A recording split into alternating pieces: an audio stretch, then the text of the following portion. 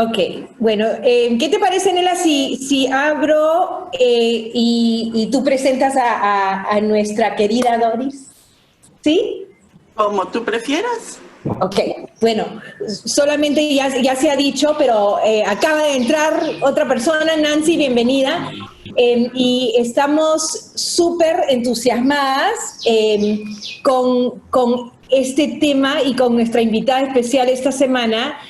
Eh, y queremos invitarlos a tomarse su café, como Doris bien dijo hace unos momentos, la experiencia, el conocimiento colectivo que tienen ustedes como directores, como líderes educativos, es enorme y profundo. Y se trata este espacio, sí, de anclar la conversación con lo que va a presentar Doris, pero definitivamente de interactuar, reflexionar juntos, aprender y también tener un momento de comunidad en ese aprendizaje para poder sobrellevar todo lo que ustedes sobrellevan a diario, especialmente en esta coyuntura. O sea que les agradecemos muchísimo. Este es nuestro 7º café virtual. Bienvenidos y Nela. Gracias. Bueno, como dice Roxana, este es nuestro 7º café virtual. Nos emociona que vamos generando una comunidad, nos vamos haciendo amigos y siempre, como sucede cada vez que nos juntamos con los amigos, tenemos mucho de qué conversar. Hoy nuestra invitada especial, quien va a liderar nuestra conversación, es Doris Gerí. Muchos de ustedes ya la conocen. Ella es experta en temas pedagógicos y de calidad educativa. Tiene un magíster en educación, en gestión de la educación de la Católica. Ha sido directora en un colegio de alto rendimiento y coordinadora del programa de especialización en gestión escolar con liderazgo pedagógico de la Universidad Peruana Cayetano Heredia. Además, tiene una gran calidad humana, es una persona sumamente simpática y tiene muchísimo, muchísimo que compartir con nosotros el día de hoy. Así que, Doris, dejo a nuestros amigos contigo. Muchas gracias, Nela. Bueno, en principio decirles que estoy muy a gusto con este equipazo de directores, de líderes educativos. Tengo que agradecerles mucho a ustedes dos, a Roxana y a ti, Nela, por la confianza en la invitación. Y como ya lo habíamos señalado, en realidad este es un bonito espacio, además se siente muy buena vibra de parte de todos. Un espacio para reflexionar y para compartir. Y yo creo que el tema que nos convoca es el tema inmediatamente después del shock. O sea, primero es qué pasó, la tecnología, qué herramientas saben los docentes, con qué infraestructura tecnológica cuento, y luego ahora estamos viendo, bueno, ¿y qué les vamos a enseñar a los chicos? ¿Y qué nos dice el currículo? ¿Y cómo vamos a hacer para que este enfoque por competencias se pueda hacer viable en este tema de la educación remota, ¿no? Entonces la gran pregunta es, ¿y cómo lo hago? Entonces, ¿y cómo lo hago? Bueno, la respuesta está en directa relación con las características de cada institución educativa. Entonces, no podemos asumir que hay una forma de canalizar acciones para que sean estandarizadas para todas las instituciones. Habrá algunas instituciones que quizás hayan asumido este reto en mejores condiciones, tanto de infraestructura tecnológica como también de perfiles de sus docentes, y otros que están simplemente en el camino. Por tanto, justamente, esta frase, este célebre poema de Machado, creo que nos ayuda a ubicarnos, ¿no?, en medio de la incertidumbre. Caminante no hay camino, se hace camino al andar. Efectivamente, así estamos todos. No, esto de cómo implementar el enfoque de competencias en la educación remota es algo de lo cual no hay una evidencia contundente, en educación básica al menos, de que pueda ser posible a este nivel, ¿no?, en una totalidad de horas a distancia. Entonces, de lo que se trata es de ver, de evaluar quizás qué es lo que hemos estado haciendo, qué es lo que podríamos hacer desde una posición de liderazgo, como gestores educativos, porque una es la mirada del docente, que a veces está muy confundido y está tratando de jugar su propio juego, digamos, su propia batalla, lidiar con toda su problemática a su manera.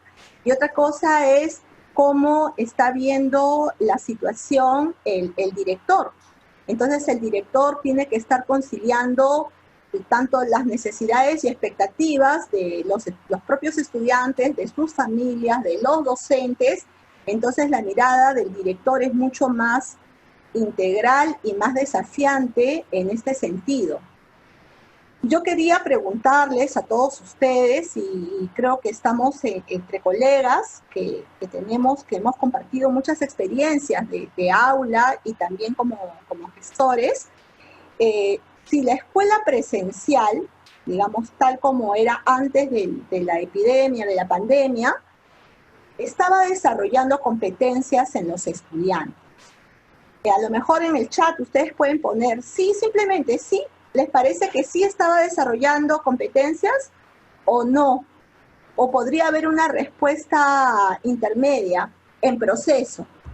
¿Cómo creen que estábamos? No sé, los animo a participar rápidamente, solamente poniendo en el chat un sí, un no, un en proceso, para poder interactuar un poquito.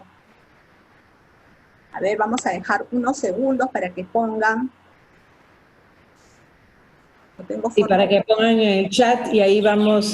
Solamente, hay ¿no? gente entrando. Sí, veo que ponen la mayoría en proceso. En proceso. En proceso, efectivamente. En papel sí dice Ralph, ¿no? Existen las competencias.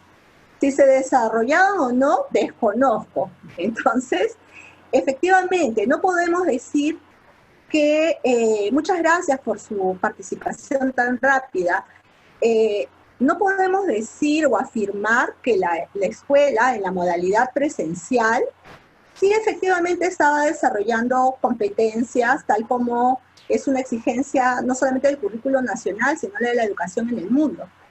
Entonces, el cambio nos hace ver que es un cambio más que nada de entorno, porque el desafío ya estaba, tenemos que desarrollar competencias. ¿Cómo lo estábamos haciendo? Como podíamos, capacitándonos, poniendo en juego algunos lineamientos que vienen desde el ministerio, otros de las instituciones. Algunos colegios tienen currículums que ya vienen configurados para el desarrollo de ciertas habilidades, por ejemplo, los colegios con bachillerato internacional, pero ya lo tienen todo tan bien configurado que al profesor no le queda, o sea, no hay otro camino. Y ya está todo lo que tienes que hacer al detalle. Sí, efectivamente están desarrollando una serie de habilidades. Entonces ahora lo que tenemos es un nuevo escenario, una nueva forma de mediación con los estudiantes, pero el reto es el mismo, es desarrollar competencias. Frente a esto, tendríamos que preguntarnos entonces como directores, ¿qué requerimos para que los docentes y toda la escuela desarrolle competencias? Porque estamos hablando de formas de actuar donde se combinan determinadas capacidades, se integran para solucionar determinados problemas que afectan a todos, ¿no? Que son parte de una realidad. Entonces, ¿qué cosas requerimos para desarrollar estas competencias que además están planteadas en el currículo nacional? Incluso hay estándares de desempeño que indican cuáles deben ser los niveles de logro, vamos a decir, por cada uno de los ciclos educativos. Y lo que sabemos es que con las pruebas censales o con estas pruebas masivas, incluso las pruebas internas, nos hacen ver que no necesariamente se alcanzan esos estándares. Pero ahora tenemos, como repito, este nuevo escenario, esta nueva configuración, donde según un poco yo voy a ser totalmente sincera, como les digo, no hay receta, pero desde un poco mi mirada, desde lo que he podido también escuchar a diferentes fuentes, yo creo que el hecho de no tener esta proximidad física, que es tan importante en el momento del aprendizaje, porque somos seres eminentemente sociales, entonces es como que tenemos que romper una serie de barreras que son importantes para el aprendizaje. Creo que la barrera más importante que tendríamos que pensar en cómo mitigarla es la conexión emocional. La conexión emocional, porque la conexión emocional es como lo que permite que se fijen los aprendizajes. Todos sabemos que cuando hay motivación se pone en juego una serie de emociones y que van alineadas a intereses de aprender por parte de los estudiantes, al deseo de llegar a una meta por alcanzar, y entonces esa conexión emocional cuando estamos en el aula es mucho más cercana desde el lenguaje, desde todo el entorno, desde estar mirándonos las caras con los compañeros, desde las situaciones que permiten hacer una reflexión un poco más profunda, a veces cuando en el diálogo y permite que el maestro hasta darle una palmada en el hombro al alumno ya generó un enganche emocional. ¿Cómo vamos a hacer eso si ahora tenemos una computadora que es más frío, ¿no? El contacto es más frío, entonces tenemos que ver qué estrategias de inicio tenemos que pensar, todo maestro debería de pensar en cómo va a lograr esa conexión emocional, para luego ya pasar a otros elementos que forman parte de el trabajar con un currículo por competencias. Aquí en esta diapositiva estamos viendo varios elementos que yo creo que podrían ser lineamientos desde la dirección para el trabajo de los maestros. Miren acá ustedes ven una parte de este rompecabezas que es, porque nos estamos rompiendo la cabeza realmente para este desafío del enfoque por competencias en la modalidad remota. Entonces, acá tenemos una fichita en rojo. Dosificación, bueno, le he puesto esta denominación, quizás ustedes pueden encontrar otras palabras más precisas. Se trata de dosificar y de tener muy claro el sentido de progresión en el desarrollo de ciertas habilidades, ahora más que nunca. Esto no escapa a la modalidad presencial, pero en la modalidad remota es esencial. El tiempo se ha reducido, incluso por norma, ¿no? La última resolución del Ministerio de Educación hace ver que en la secundaria, por ejemplo, solamente van a ser 2 bloques de 2 horas diarias, y en primaria es 1 hora. Entonces, ¿qué puedo hacer en esa hora o en estos bloques de 2 horas? Y en inicial creo que es solamente 1 hora. Entonces, ¿qué podemos hacer en cuanto a dosificar? Y cuando estamos hablando de dosificar, de hecho tenemos que hacer alusión a los contenidos, y no porque el enfoque sea por contenidos ni porque signifique una regresión, sino porque toda competencia no está en el aire, no es una competencia vacía. Tiene conocimientos, tiene procedimientos y tiene un componente actitudinal. Entonces, sí, pues es cierto, hay un componente cognitivo que hay que trabajarlo y que debe ser dosificado. Y en cuanto al desarrollo de las habilidades, tenemos que ir de menos a más y no recargar a los estudiantes con actividades demasiado complejas, sino más bien optar por ver la calidad de esas actividades y la calidad de esos aprendizajes que cada profesor habrá priorizado.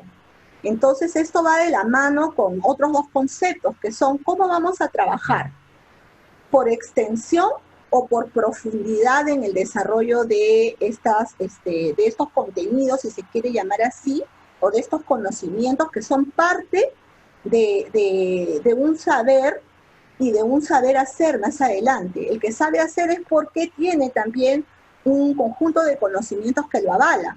Entonces, ¿qué voy a priorizar? La extensión, o sea, tratar de hacer más y más y más y más para cumplir con todo lo que me piden, las capacidades en el currículo nacional, o voy más bien a optar por la profundidad.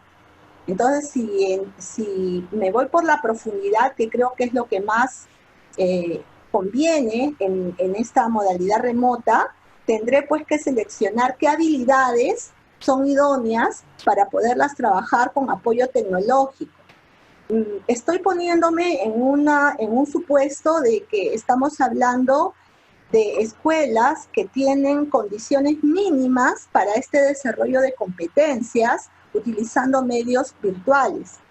Sabemos que la realidad del país no es para todos igual, y realmente, con toda sinceridad, no sé cuál podría ser el nivel de desarrollo de los aprendizajes teniendo solamente una conexión mínima, tanto con el docente como con la televisión, o a lo mejor con una guía de trabajo. O sea, hay muchas limitantes en otros casos, pero acá estamos en el supuesto de que en la escuela hay algunos mecanismos virtuales que permiten tener este tipo de elecciones. Por otro lado, creo que es como nunca, es ideal esto de la educación virtual para poder asumir proyectos inter o transdisciplinarios, porque tenemos el escenario perfecto. En lo presencial, por ejemplo, cuando el profesor de matemática, el de ciencias y el de comunicación quieren hacer un proyecto, siempre está el problema de los horarios. ¿Y cuándo nos vamos a reunir los tres? ¿Y cómo hacemos para que los chicos entiendan que este proyecto es de las tres áreas? Entonces, lo ideal sería tener a los tres profesores juntos que puedan entusiasmar a los chicos con un proyecto, que parte obviamente de un problema, que también es el otro elemento clave de la competencia, la selección de buenos problemas a trabajar. Y entonces acá no, acá en una sesión virtual podríamos estar tres profesores a la vez conectados con un mismo grupo de alumnos, apostando por un proyecto de aprendizaje justamente que desarrolla competencias de las tres áreas. Y no habría mayor problema. Incluso se optimizaría el tiempo de contacto frente al medio virtual, ¿no? Frente a la computadora. En vez de tener clase de matemática, clase de ciencias y clase de comunicación, tengo 3 en 1, pero con una proyección de aprendizaje mucho más potente. Por otro lado, la competencia que antes le llamábamos pues la competencia fundamental, que se puede trabajar porque toda la realidad nos está llamando a ello, es el pensamiento crítico. Entonces, otro lineamiento es cómo vamos a introducir o vamos a orientar a nuestros docentes para que el pensamiento crítico sea una competencia esencial en nuestras áreas y en nuestras clases. Por muy sencillo que sea el ejercicio, la consigna, la tarea, ¿cómo le vamos a poner esa cuota de criticidad? Fíjense nomás ustedes todo el debate que ha generado este video de los castellanos del Perú, que la verdad es que, claro, cada uno tiene una postura, pero creo que el hecho de acercarnos a diferentes formas de presentar una realidad, y si no estamos de acuerdo, justamente el aula o la interacción docente-estudiante es para poder criticar esto, ¿no? Poder asumir una postura. Incluso si ese video tiene muchos años. Yo lo he pasado en mis clases de castellano, de literatura. Ningún chico, ningún papá se ofendía por las palabras. ¿Y por qué? Porque era quizás otra época, ahora ha cambiado un poco, ahora estamos más sensibles a ciertas formas, pero incluso, ¿no? Ese debate, ¿qué opinas tú de lo que se dice acá en este video? ¿Es así? ¿Cuándo ha sido hecho este video? ¿A qué respondía este video en esa época? ¿Cuánto ha cambiado la realidad del Perú? Entonces, mucho depende de la acción del maestro para que este mismo recurso pueda ser un elemento, quizás, como dicen algunos, yo lo discrepo, pero dicen que puede ser un elemento ideologizante versus un material que abra la mente, abre el pensamiento y abre el diálogo. Entonces, pensamiento crítico, importante trabajarlo. Y otra cosa que estoy notando es que como todo esto es nuevo y es reciente, es importantísima la capacidad de el aprender a investigar. O sea, justamente una de las limitantes que tiene la modalidad virtual, según dicen unos, pero otros dicen no, sí se puede hacer todo, es que la experimentación no es posible, ¿no? El acercamiento a los laboratorios. Aunque cada vez están saliendo más programas, más software que tienen que ver con simulaciones, donde los estudiantes también pueden acercarse a esta parte experimental, ¿no? En los cursos de ciencias, por ejemplo. Sin embargo, acá, digamos, lo que veo es que la vivencia que tienen ahora todos los profesores puede dar paso a una investigación que parte de reconocer cuánto están aprendiendo nuestros estudiantes, qué prácticas están resultando muy positivas en todos estos ensayos que estamos haciendo con ellos, ¿no? Hay profesores que preparan sus videos, que hacen sus dramatizaciones en la casa, otros que la decoran, otros que preparan guías de aprendizaje, otros que le sacan el máximo provecho a su WhatsApp. Entonces, todo esto es una realidad, es una materia de investigación que creo que debe ser muy aprovechada por la escuela. Los docentes deberían estar haciendo una especie de investigación-acción de cómo están afrontando el reto del enfoque por competencias y qué cosa está funcionando, qué cosa no está funcionando y por qué.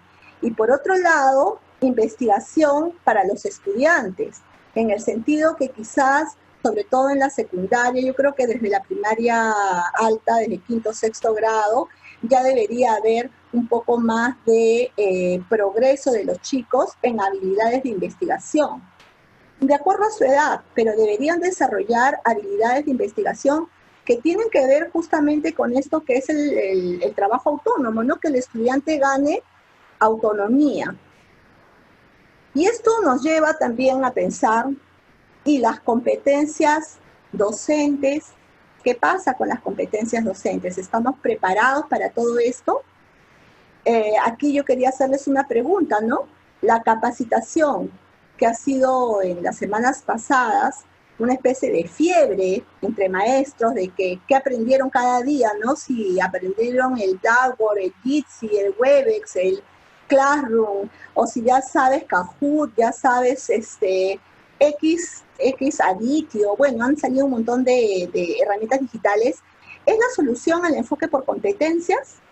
¿Qué opinan ustedes? A ver si pueden poner algunas respuestas en el chat. ¿Sí o no? Simplemente para poner un sondeo, ¿sí o no? La capacitación al docente en herramientas digitales ¿ha sido la solución para poder implementar un enfoque por competencias?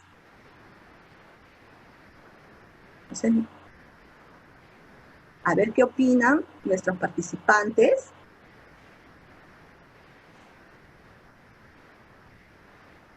¿Ves las respuestas? No, no sí, no, parte, no creo. Ya, ajá. Tenemos Entonces, distintas posturas. Efectivamente, para un docente que ya de antemano es un buen docente, las herramientas digitales solamente han añadido valor a su trabajo, ¿no es cierto? Pero para el docente que antes, cuando estaba en su aula, era el docente tradicional, el docente que le costaba desligarse de su enfoque centrado en contenidos, va a seguir siendo lo mismo. Entonces, es mucho más duro quizás para este docente ahora tener las herramientas digitales como una cuestión adicional que tiene que dominar y que tiene que integrar a su práctica pedagógica. Entonces, como directores, quizá el proceso de acompañamiento al docente ahora sea mucho más relevante. ¿Qué habilidades docentes podrían, digamos, desarrollarse con mayor énfasis en los docentes para esta modalidad remota?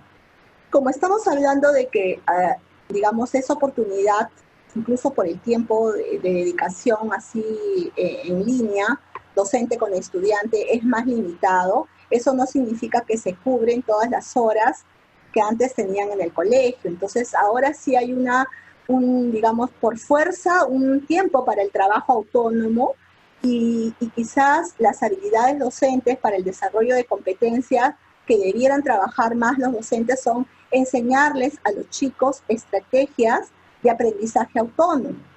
En cada curso, en cada área, de acuerdo a la naturaleza, ver cómo aproximarse a ciertas fuentes, un poco más de lectura, lo que estábamos comentando, investigación, algo más también de cómo procesar información, cómo organizar la información para después convertirla en conocimiento cuando vayan a aplicar en alguna situación concreta, explicitar, sobre todo poner muy clarito cuál es la meta del aprendizaje, a pesar de que esto es un requerimiento que está en todas partes, que el profesor debe iniciar incluso su clase describiendo cuál es el propósito. A veces el lenguaje no es claro para el estudiante. Y ahora tiene que ser claro para el estudiante y tiene que ser claro para la familia. Entonces, el lenguaje pedagógico que a veces está en nosotros, porque es nuestra forma de cómo nos hemos formado, digamos, ahora tiene que bajar a un nivel que sea sobre todo claro, coherente, que se entienda perfectamente lo que está diciendo el maestro sobre lo que se quiere lograr en términos de aprendizaje. Muchos ejemplos, ejemplificar mucho, porque si al alumno yo le doy una consigna de que me elabore un ensayo, por ejemplo, y no le hago leer ningún ensayo de modelo, de acuerdo a su edad, entonces en su cabecita puede estar interpretando muchas cosas. Entonces el ejemplo de ejemplificación, incluso el modelado de ciertas tareas, es muy importante como, digamos, como metodología de trabajo, y que eso creo que sí se puede hacer desde la modalidad a distancia. ¿Cuáles son esos logros de aprendizaje que todos esperamos? Bueno, como hemos dicho, estamos en el enfoque por competencias, pero hay un elemento de inicio, ¿no? Un punto de partida, que es que, tal como es en la modalidad presencial, un profesor, ahora más que nunca, tiene que tener altas expectativas en todos sus estudiantes, de que ellos sí pueden aprender. Y no quizás, aunque sea un poco difícil, pero comenzar a poner justificación de que, no, es que van a aprender ya de antemano, antes de ponernos a trabajar, ya estamos diciendo, sí, pero no todos tienen computadora, no, pero no todos tienen el tiempo, no, pero la mamá, o sea, creo que el estudiante lo percibe. Por eso es importante, reitero, la dosificación. Y frente a eso que he dosificado de acuerdo a la realidad de mis alumnos, bueno, yo voy a confiar en que todos van a alcanzar, todos pueden alcanzar, porque ahora también el otro reto es cómo trabajar con los estudiantes que tienen algún tipo de necesidad de atención diferenciada. Entonces, es un doble trabajo para el maestro, pero creo que si se va a desarrollar competencias y estamos en una lógica inclusiva, entonces, desde la dirección se tiene que señalar algún tipo de lineamiento, de directiva para atender a esos estudiantes. Y finalmente, para poder llegar a los logros de aprendizaje, creo que el enfoque de evaluación formativa con retroalimentación efectiva es el más conveniente. Yo sé que ya se me está acabando la hora, pero bueno, vamos a avanzar un poquito más porque esto va en la misma tónica. Esto me interesaba mostrarles, que es un poco un ejercicio que he estado tratando de hacer, a ver cómo cambian los procesos vinculados a la gestión del currículo, ¿no? de lo cual son responsables ustedes, los directores, cuáles son esos procesos, ¿no? En este currículo por competencias. Tenemos siempre la planificación, la ejecución, el monitoreo y control, que normalmente siempre está a cargo de los cuadros directivos, y la evaluación y retroalimentación a dos niveles, ¿no? Al docente y al estudiante. Entonces acá, por ejemplo, en la planificación, veíamos que siempre la planificación era anticipada. ¿no? Era como que en el mes de febrero, o quizás a veces en noviembre, diciembre, ya se estaba presentando la planificación del próximo año.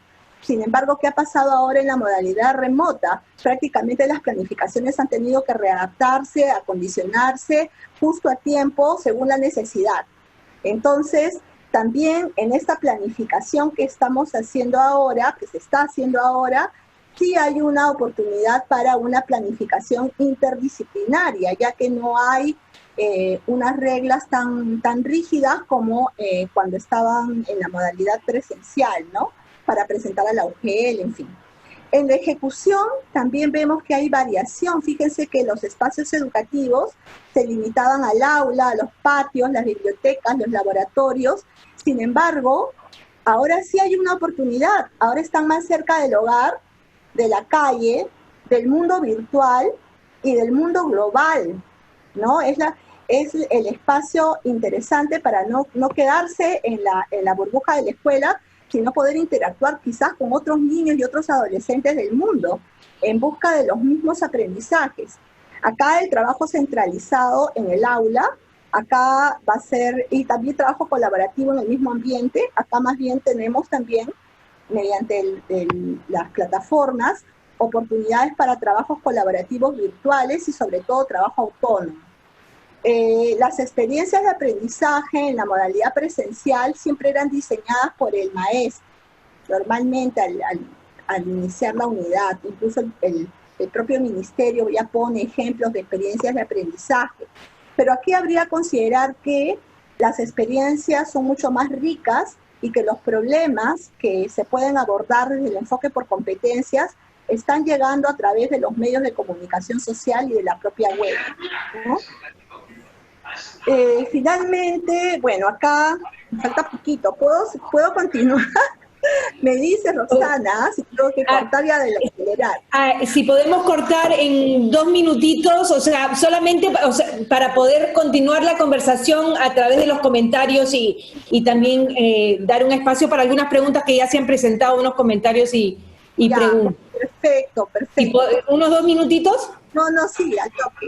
Bueno, y acá, ¿no? Lo del monitoreo y control, yo creo que ahora lo más importante es el tema de calidad, ver la calidad de las tareas que se están dejando a los estudiantes, la calidad de las actividades que están diseñando los docentes, la calidad de los instrumentos de evaluación, también tener algunos factores, evaluar algunos factores que podrían limitar o favorecer estos aprendizajes. Y finalmente, ver cómo se lleva a cabo la evaluación formativa. Por tanto, el rol del director podríamos segmentarlo en 3 partes, ¿no? Un director pedagógico, que está muy claro en todo el tema de gestión del currículo y del tratamiento pedagógico para los maestros y para los estudiantes. Un director coach que tenga un nivel de comunicación muy importante con sus docentes, hacia adentro, con los padres, hacia afuera, para poder impulsar estos aprendizajes. Y finalmente un director que sea líder, pues que garantice cómo su escuela se está adaptando a este cambio y que los aprendizajes, las competencias se van a seguir desarrollando, que son coherentes además con su propio modelo educativo, que va a haber una cierta efectividad y equidad, ¿no? El tratamiento equitativo para todos los estudiantes. Finalmente, recomendarles que quizás es hora de mirar su plan estratégico, su proyecto educativo y colocar ciertas políticas que favorezcan al desarrollo de competencias, pero expresarse así como políticas claras que van a ser asumidas por toda su comunidad educativa, como el trabajo colaborativo, el aprendizaje transdisciplinario, la probidad académica, porque ahora ya están saliendo los software para que los chicos tengan las respuestas de los exámenes rapidísimo. Entonces, ahí justamente hablábamos de calidad de consignas y de tareas que dejan los estudiantes para que no sea tan sencillo así esto del plagio. Y el aprendizaje global. Bueno, terminé. A ver, ¿está bien, Rosana? Fantástico. Yo creo que podríamos seguir 2 horas, ¿no? Pero gracias Doris, lo que queremos hacer ahora no es parar este contenido tan rico que nos has presentado, pero también dar la oportunidad de que algunas personas hagan sus comentarios, preguntas, y ahí seguimos con la interacción. Sé que Patricia Casana tenía unos comentarios y Rosa Cancapa parece que también. Entonces quisiera empezar con ellas. Una de ellas, por favor.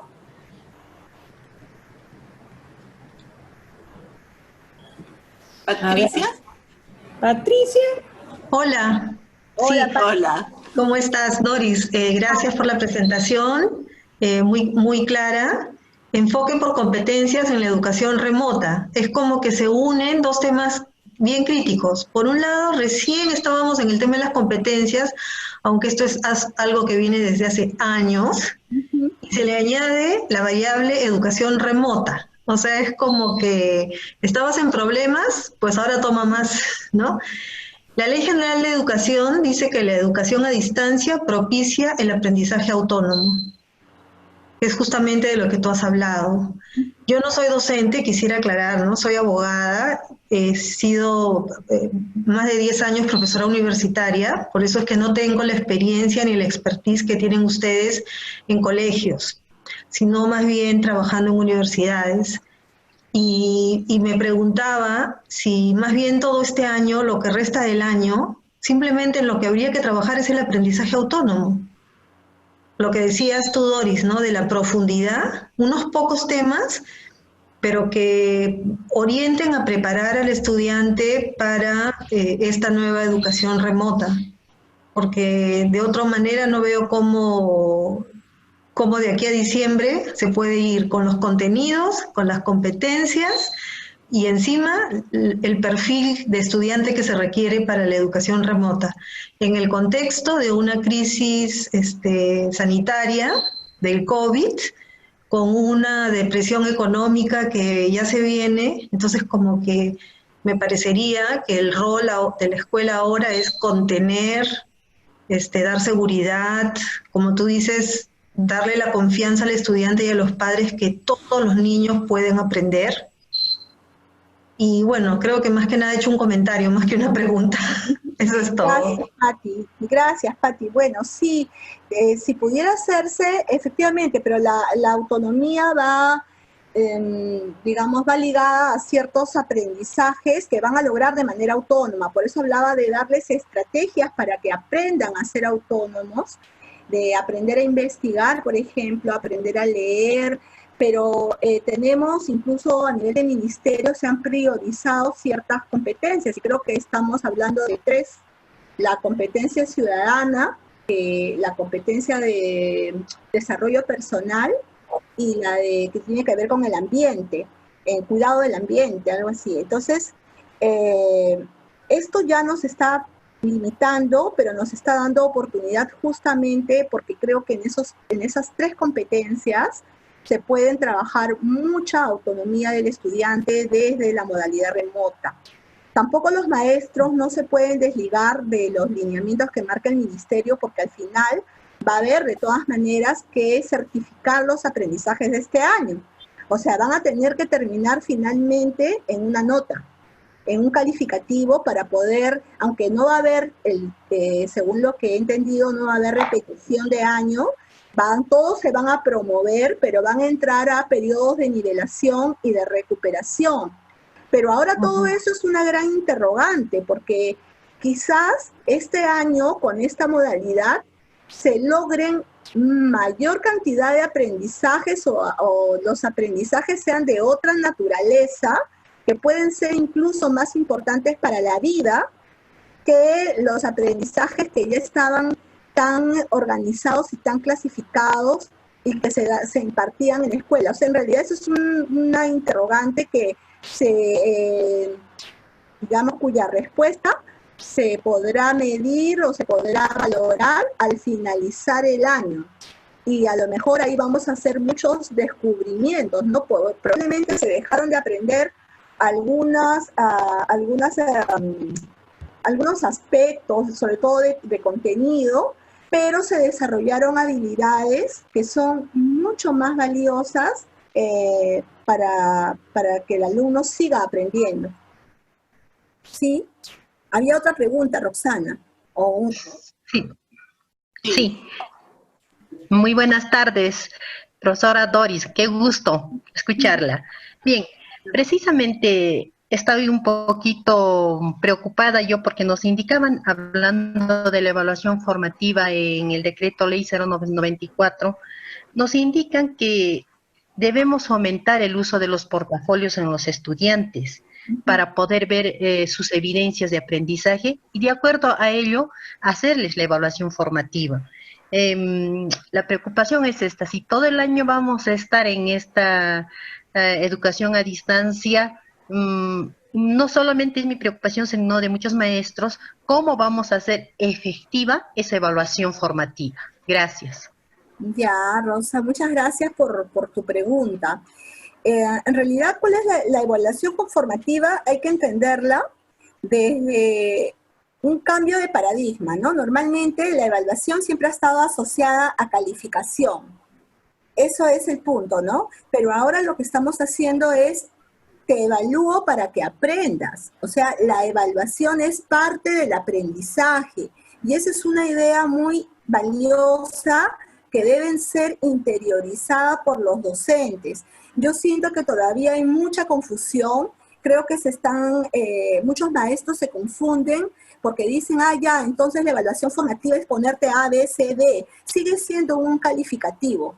Llámese literal o sea con número, igual es un calificativo para el estudiante que no lo ayuda en concreto a llegar al aprendizaje.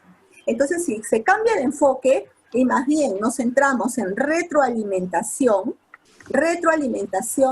pero una verdadera retroalimentación para lo cual también hay estrategias, ¿no? Darles pistas a los chicos, no decirles la respuesta, no encerrar con rojo sus errores, sino tener otro tipo de comprensión de lo que es el mecanismo de retroalimentación. Incluso creo que lo digital podría hasta ayudar. Si yo dejo la misma tarea a un grupo de 20 estudiantes, normalmente los chicos, ya sea por foto, sea porque me mandan por correo, voy a recoger sus producciones.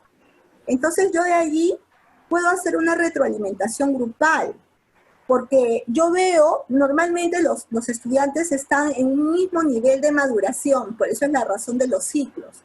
Entonces, yo veo cómo están avanzando y normalmente, incluso en la universidad, uno ve que los estudiantes tienen los mismos problemas. Entonces, la retroalimentación, quizás para optimizar tiempo, a través del medio virtual, yo puedo tomar una clase solamente sin decir nombres, para poder dar pistas de cómo mejorar el trabajo a todos. La retroalimentación no necesariamente tiene que ser personal, también puede haber una retroalimentación grupal. Lo importante es la forma, es la estrategia, y tener claro que el propósito no es que va a terminar y me va a volver a entregar el trabajo para ponerle la nota, sino es para saber simplemente valorar en qué medida ya se aproximó a la meta y está listo para seguir avanzando, ¿no? Eso es lo que te podría comentar, Rosita. Muchas gracias.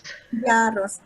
Gracias, Doris. Y para el grupo, por favor, cualquier otra pregunta, también compartir experiencias sobre estos temas. Hay un montón de información que nos ha presentado Doris que definitivamente podrían tomar varios ángulos, o si tienen algún comentario sobre las experiencias de uno de los elementos que se han mencionado.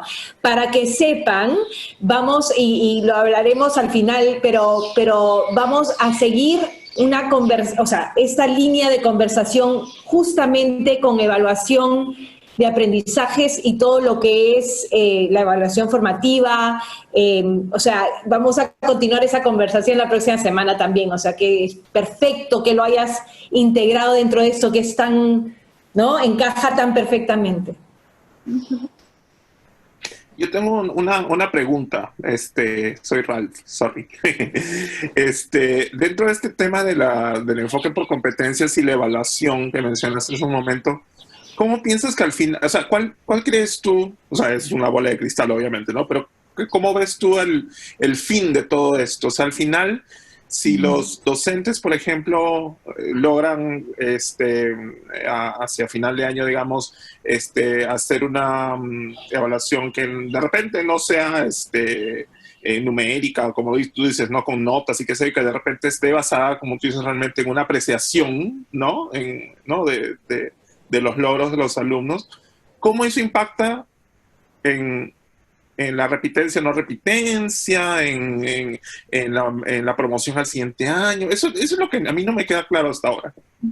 Bueno, yo creo que ni al ministerio le está quedando tan claro porque la norma no es clara al respecto, ¿no? Solamente habla de que va a haber una evaluación de certificación y además se dice y de otros aspectos administrativos, lo que significa que si ahora un estudiante decide trasladarse a otro colegio y ya terminó el primer semestre, hay que darle una nota. Entonces, de todas maneras, al finalizar, sea el semestre, de acuerdo a cómo vaya evolucionando todo esto, si el ministerio considera que ya se puede hablar de una calificación ya no bimestral, sino semestral, y luego será pues en octubre otro hito, ¿no? De lo que está pidiendo el ministerio es que hayan conclusiones descriptivas, como tú mismo señalabas, como apreciaciones en términos de qué ha logrado el estudiante o cuál es su nivel de logro.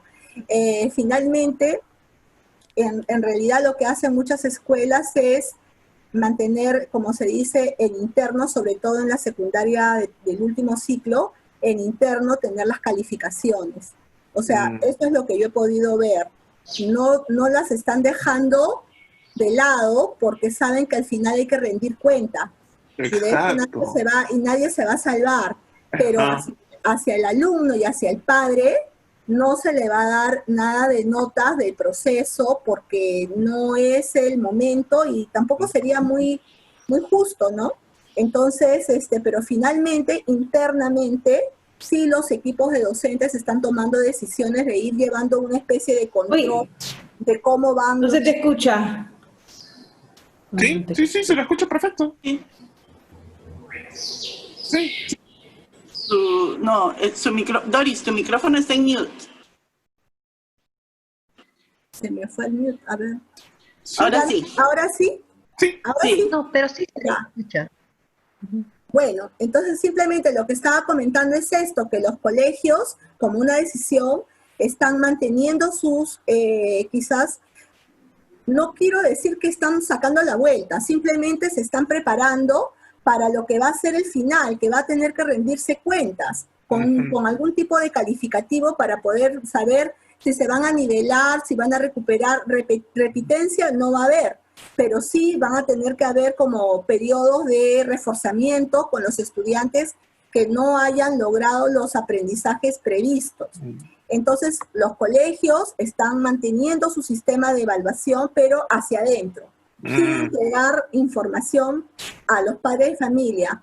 Pero se puede hacer, sí se puede, ¿no? Pero lo importante es que el alumno sienta que más bien sí está siendo retroalimentado y está teniendo apoyos para lograr los aprendizajes. Gracias, Doris, de verdad que sí, pues, o sea, no, es bien complicado este punto de decir, ¿no? Como te decía, no es una bola de cristal en muchos aspectos, pero lo que has mencionado, pucha, de verdad, bien interesante. Gracias. Ya, gracias, Ralph.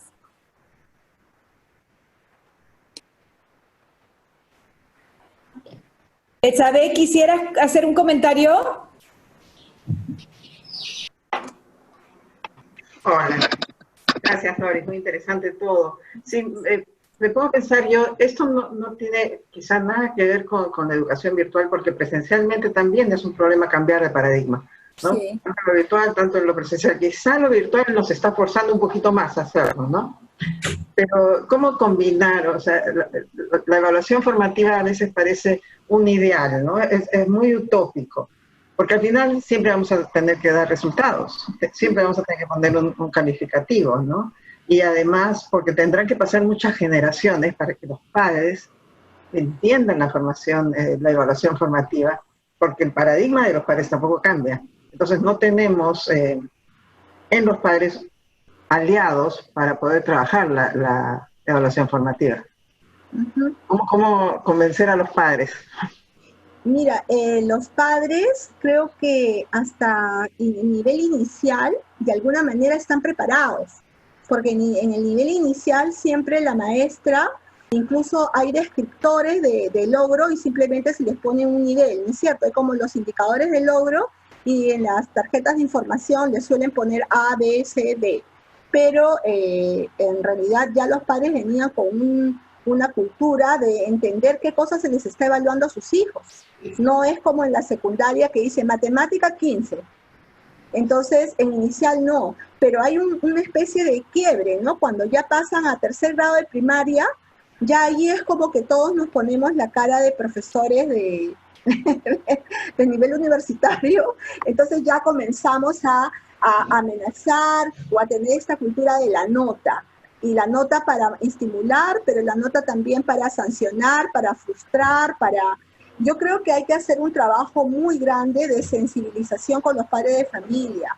Y me atrevería que depende mucho sigo insistiendo en las condiciones de cada escuela, pero creo que las profesoras, los profesores están en perfectas condiciones para poder sensibilizar a los padres, incluso haciéndoles recordar. Usted recuerda, por ejemplo, cuando en el colegio usted se había esforzado y la profesora le ponía 0,8, ¿qué sentía? ¿Cuál era? Porque todos tenemos experiencias similares, ¿no? Donde nos hemos esforzado y la profesora simplemente nos puso un 10 y esperábamos a lo mejor un 14. Y nunca nos dijeron por qué. Y es más, si alguien se acercaba a preguntar, ¿y en qué me equivoqué? Atrevido, estás cuestionando mi nota, mi calificación, eres un atrevido. Encima te voy a poner una amonestación por faltar el respeto al maestro. Entonces creo que situaciones muy de comprender que ellos han sido formados en una escuela de otro tiempo, porque todos nosotros hemos sido formados en esa escuela de otra época. Hemos cambiado de era, ni siquiera de época, de era, a la era del conocimiento, y entonces no pueden pretender que los chicos sigan con los mismos esquemas. Allí con los padres de familia hay que hacer, tanto en la modalidad presencial como en la modalidad remota, un trabajo muy intenso. El otro problema que tienen los papás es, a más cuaderno lleno, mi hijo está aprendiendo más. Y entonces valoran al maestro por si ha dejado mucha tarea y ha rellenado mucho cuaderno, más que por las habilidades que ven en sus hijos. Y creo que ahí sí ha habido creo que hasta descuido de no informar o educar a los padres en las reuniones, en las escuelas de padres, sobre lo que significa el enfoque por competencias y qué es lo relevante para la vida de sus hijos.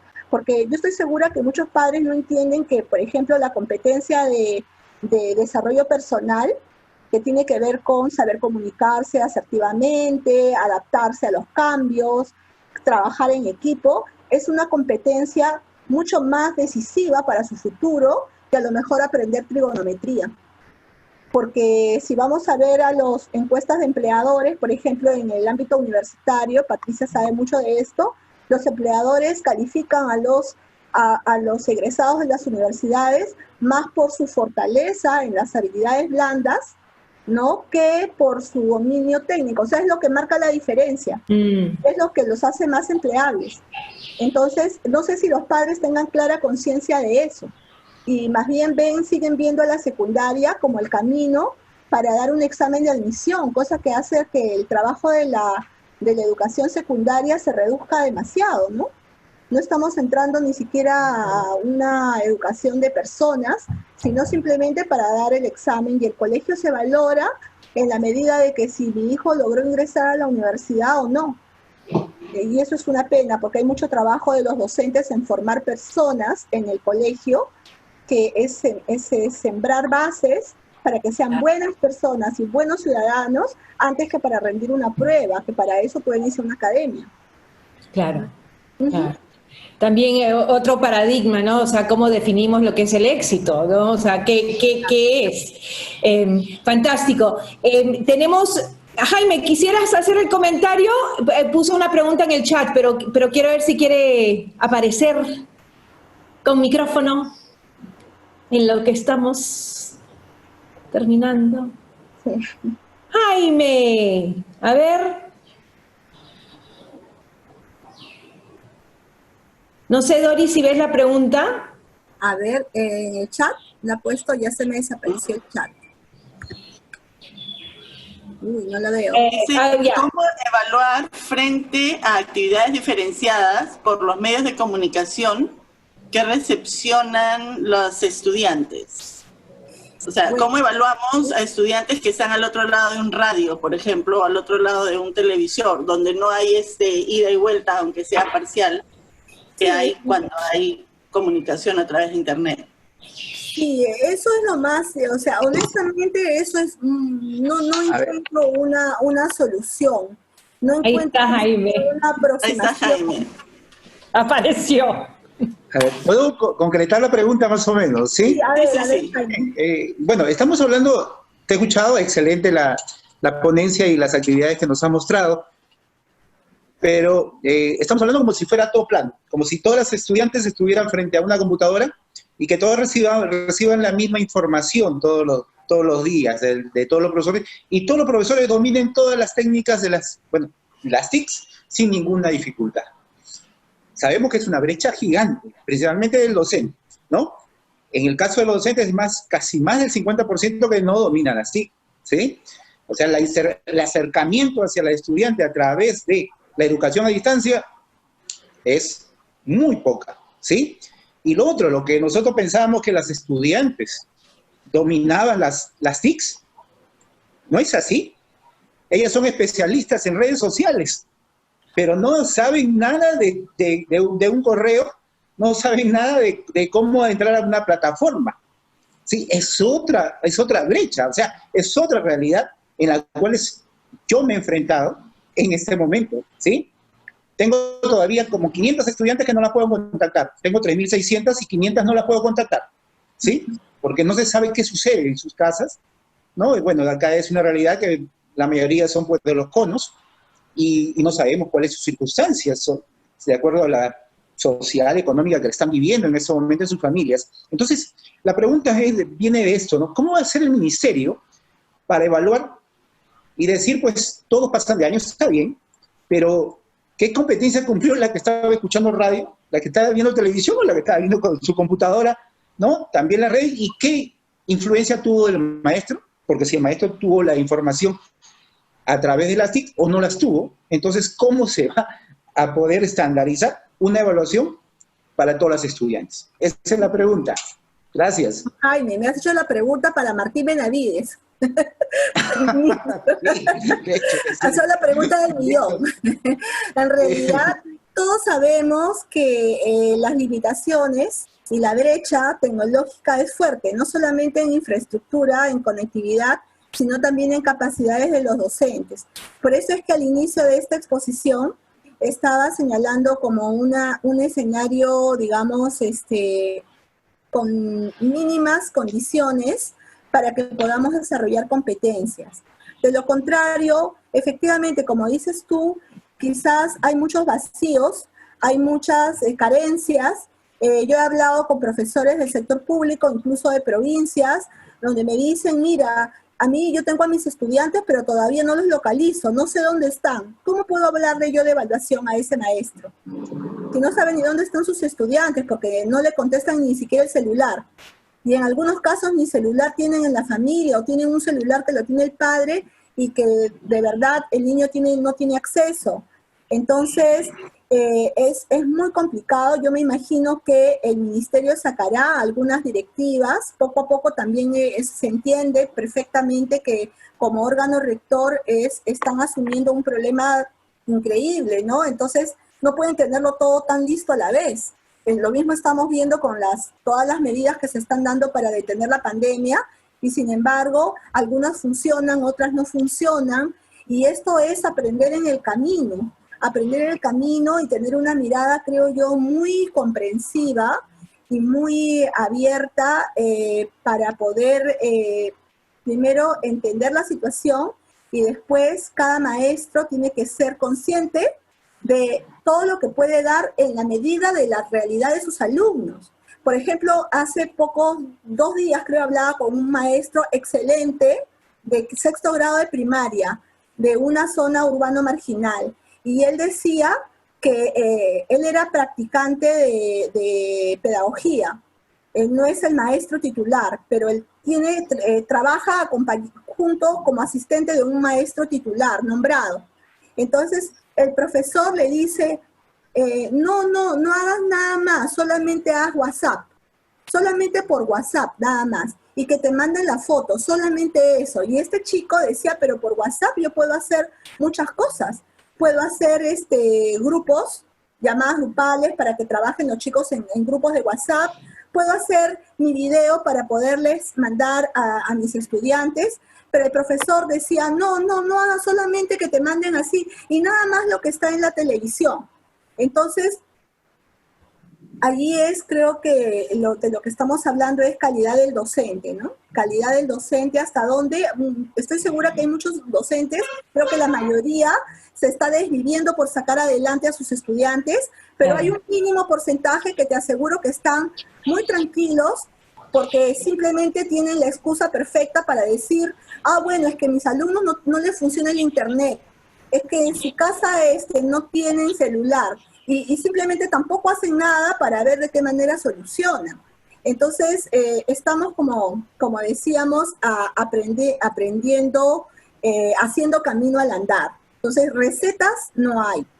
Creo que cada director está viendo la mejor estrategia de acuerdo a su realidad, ¿no? Y esperemos que el ministerio contribuya también con un direccionamiento para dar un poco de tranquilidad a todos los directores, a los maestros y a los padres de familia. ¿Quiero sanar?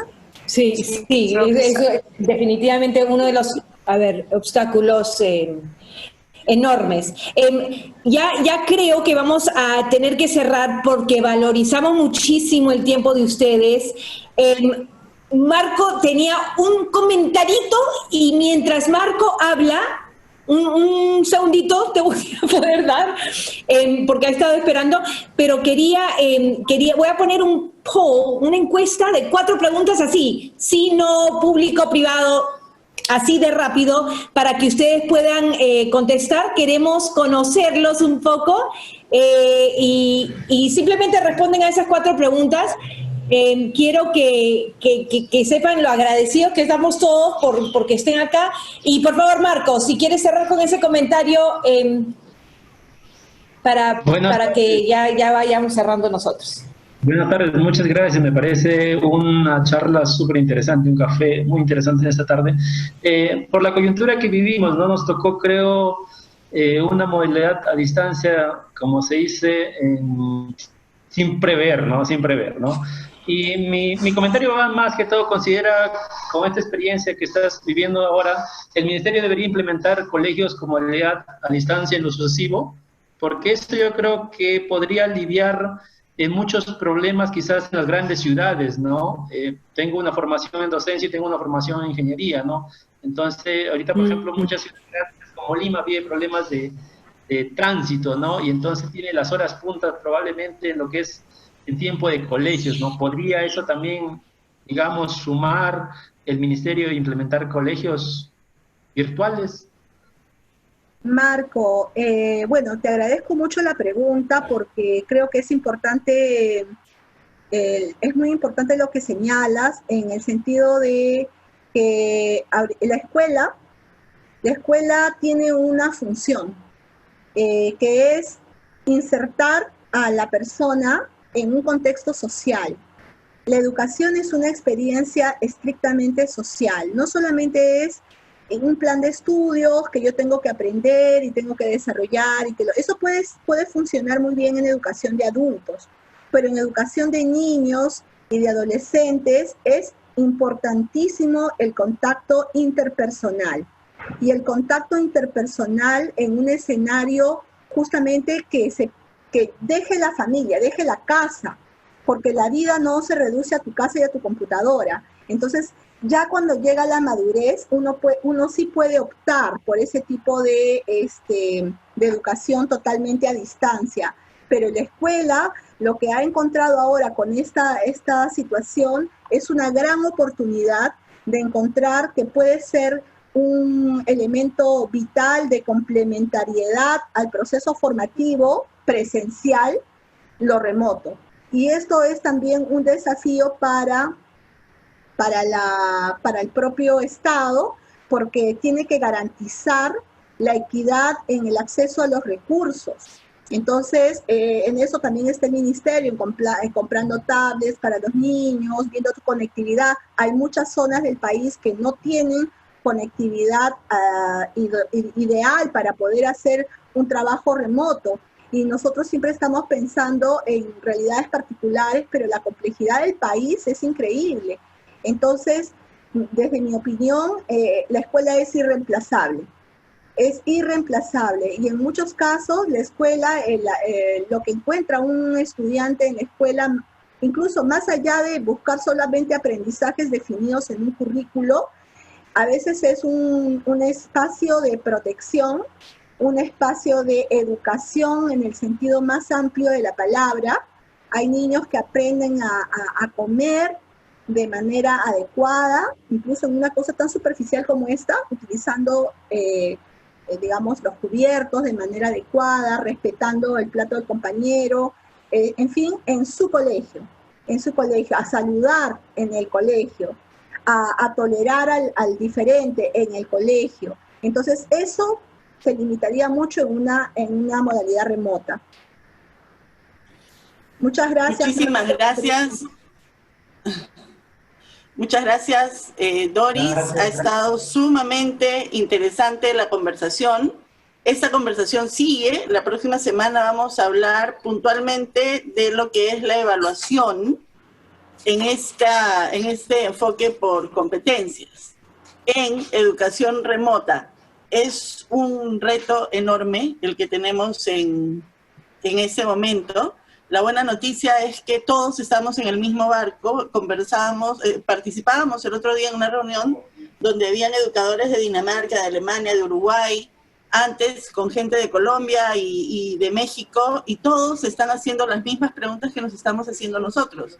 Y cada uno responde desde su situación actual. Todos tienen problemas de conectividad, todos tienen problemas de desarrollo de habilidades, y creo que esa es una situación en la que en cierta forma nos coloca a nosotros en la misma línea de partida con todos los demás. Y esto es como cuando hacían antes, como hacían antes los papás, ¿no? Te paraban al borde de la piscina, te empujaban, ¿no? Caías al agua y nadabas o te ahogabas, ¿no? Generalmente nadabas y salías a flote. Lo que necesitamos ahora es lanzarnos al barranco y que nos crezcan alas. Así es que confío en que todos trabajamos con esa ilusión de hacerlo todo lo mejor y de brindarles a nuestros alumnos la mejor educación posible. Muchísimas gracias otra vez, los esperamos la próxima semana. Gracias, Roxy, gracias, Doris, y nos encontramos la próxima semana. Gracias, Nela, por cerrar. Gracias, Doris. Gracias a toda esta comunidad de líderes increíbles. Y, por favor, ya sé que 72% han llenado la encuesta. Si pueden llenarla al salir. Y les agradecemos muchísimo. Que tengan un lindo fin de semana. Mira cómo se está poniendo oscuro. Lindo fin de semana a todos. De igual manera, gracias a todos. Gracias, Doris. Mil gracias. Fantástico. Gracias, Roxana. Gracias, Doris. Muy interesante todo.